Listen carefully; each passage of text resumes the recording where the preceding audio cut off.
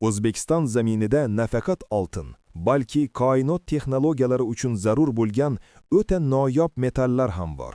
Bugun yurtimizdagi eng strategik 5 ta metalni ko'rib chiqamiz. Birinchi o'rinda oltin.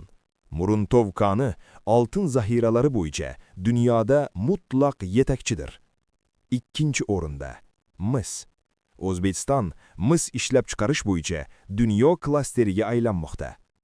Uchinchi, uran. Mamlakatimiz ushbu energetika xomashyosini yetkazib berish bo'yicha dunyoda kuchli beshlikda. To'rtinchi o'rinda esa reniy. Bu dunyodagi eng noyob va qimmat metallardan biri bo'lib, u raketa dvigatellari va reaktiv samolyotlar uchun ajralmasdir.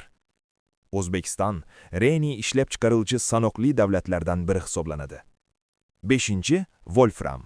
Eng qattiq va issiq bardosh metal. O'zbekiston bu haqiqiy metallurgiya xazinasi. Biz bilan vatanimiz boyliklarini o'rganing.